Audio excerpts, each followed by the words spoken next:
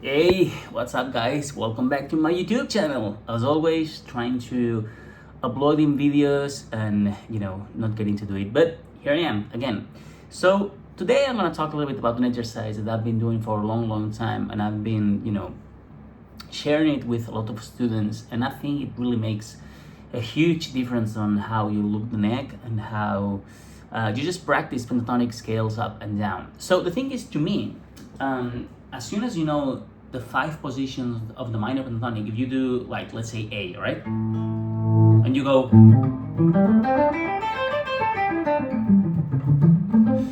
okay, that's cool. You have to do that. You have to learn that. That's totally fine. 5 positions, you done that. Now, the real problem is after this, a lot of people just come to me, Skype lessons, whatever, and they say, hey, I always sound the same, or I do the same licks all over, and or maybe I just know how to play in A, and then I give you a backing track in F sharp, and you are totally lost, and stuff like that. And I think the real problem is that your brain is so used to practice, in certain patterns, that if you are practicing this all the time, for me, is that you are creating some kind of muscle memory that is totally unnecessary, and you are creating a tendency to your fingers to do always the same, because if you practice like this, of course, when you are improvising, your fingers want to do something that are very used to do. So, and then you get lost and you play all the time the same, and the same bullshit every day. So what I like to do is, okay, you done that, that's not, you don't have to do that anymore. That's not making music, and do music is what's important here. So what I want you to do is, just don't look to the fretboard. Just pick a random note on the fretboard, any string, any fret, doesn't matter, like this one. Okay, don't look at it. I don't know what note it is. I don't know if it's A, B, C, whatever. But let's call it the root. All right. So if this is the root, and I know it's my first finger, and I know it's the second string, that's all the info I have, and that's all the info I need, because now I know it's like this.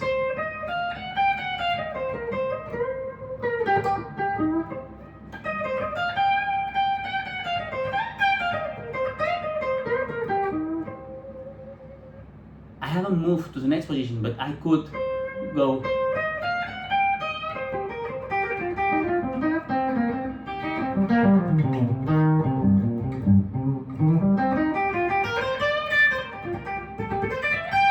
I haven't moved a little, but you can change from one position to another. At first, if it's so difficult to just stay in that position, like, let's play another one. I don't know, this one.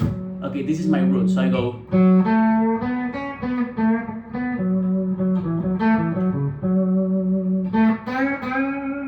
Okay, I'm confident. I'm gonna move it a little bit. Let's go.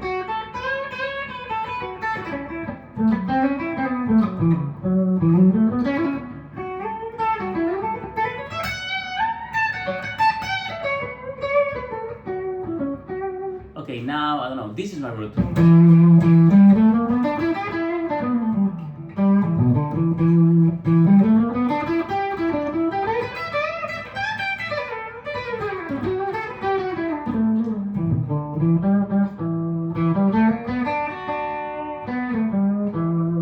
Okay, now, I don't know, this is my root.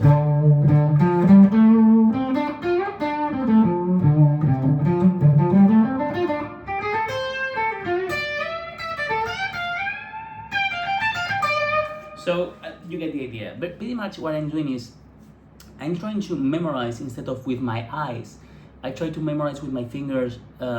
If I'm in this string and with this finger, and now it's the root, I pretty much know what it's around it. Like, okay, here. Okay, so I know this is the minor third. If I bend this, so that's very important, because sometimes we play with our eyes, and, like, for instance, it happens a lot of the time that I'm playing A, and we are so used to do this, right? Then we go to the next position and we go, and we bend. It's nothing wrong bending the root. It's something that if you do it on purpose, it's okay, but usually we don't. We do it just because of muscle memory, and that's the issue to me. We are so used to bend the second string Then when you move to the next position, you do exactly the same just because you are used to it. So instead of that, trying to train your ear and say, okay, this is my root. The next note is the minor third, and it's always the same distance in guitar, right? So, sorry. Okay, now I know the minor third, I can bend it to the fourth.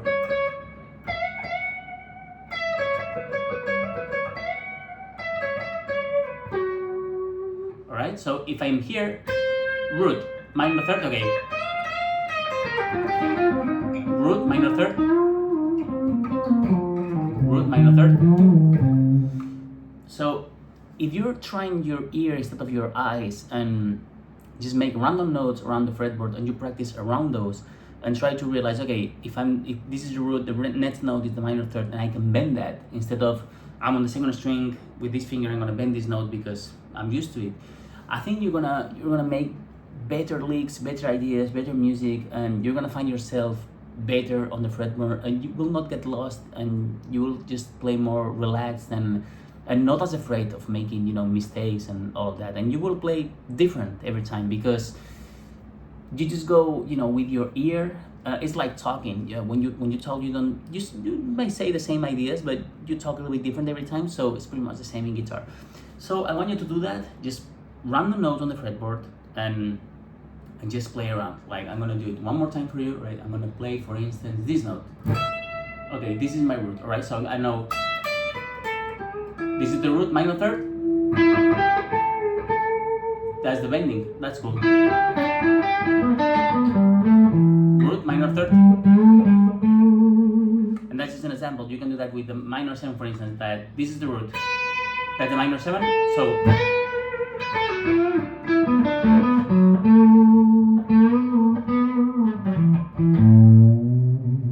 Alright? Probably I will never do that on real life, but just because I'm playing with my ear instead of looking, you know, I come up with different ideas all the time. So I don't know if it's the best exercise ever, but it really helped me a lot when I was studying, and I think it really helped my students. So try to do that. Let me know what you think. Let me know if you have any questions, and I'm gonna catch you soon.